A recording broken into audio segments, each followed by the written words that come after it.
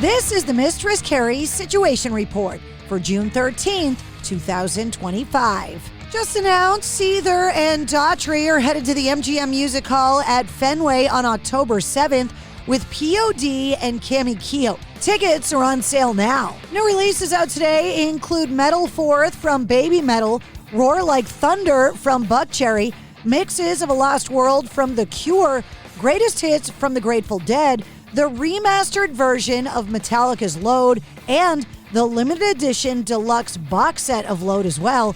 Neil Young and Chrome Hearts, Talking to the Trees, Queens of the Stone Age, Alive in the Catacombs, Van Morrison, Remembering Now, and The Funeral Portrait, releasing Greetings from Suffocate City, the deluxe edition. Billie Joe Armstrong has paid tribute to the late Brian Wilson from the Beach Boys by releasing a cover of the Beach Boys classic, I Get Around. The 82-year-old passed away earlier this week.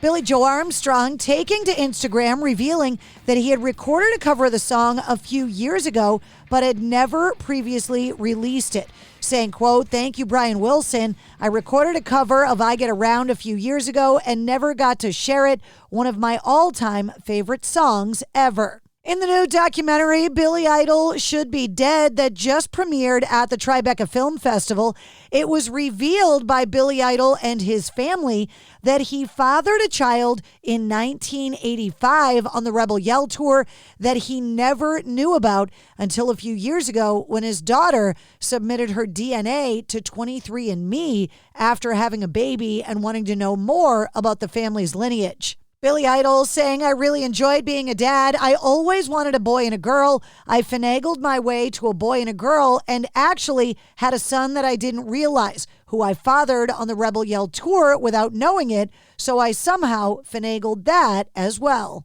In new footage, Jimmy Page, Chris Robinson, and Rich Robinson look back on their partnership that produced 2000's Live at the Greek. They've released a short film telling the story of the album from 2000 that was just re-released in an expanded form earlier this year to mark the 25th anniversary of the original. Motorhead have released the Manticore Tapes version of Leavin' Here. A music video for the song from the legendary band premiered yesterday on June 12th. The performance is the second single to meet a release from the band's lost 1976 album, which will now be released on June 27th. The 2026 Grammy Awards are set to take place Sunday, February 1st, with nominees set to be revealed on Friday, November 7th. The Grammys are also going to broadcast live from the Crypto.com Arena in Los Angeles on CBS and streaming on Paramount Plus starting at 8 p.m. Eastern Time. It's also going to mark the final time the Grammys will air on CBS ahead of its move to ABC Disney in 2027. Among this year's category changes, according to Billboard, is the addition of Best Traditional Country Album and the reintroduction of the Best Album Cover Award.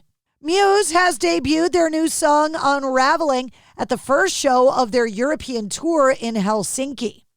The band had been teasing the song in recent weeks, including a cryptic clip that was released on June 11th that appeared to come from an upcoming music video.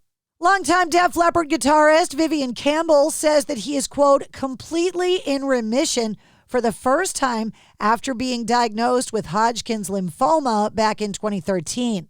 Saying, quote, "I've been very lucky, actually. I got an early diagnosis for Hodgkin's lymphoma 13 years ago. I went through the mill with all sorts of chemo and immunotherapy and a combination of therapies. And 10 years ago, I did an autologous stem cell transplant, which means using my own stem cells, and that didn't work.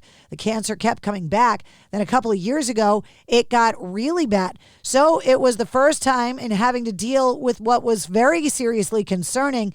The doctors told me the only chance for a cure was to do a donor transplant. And that's exactly what I did. Starting last summer during our tour, I started doing more chemo in preparation for it. And then right after the tour, they started giving me very hardcore chemo leading up to the transplant.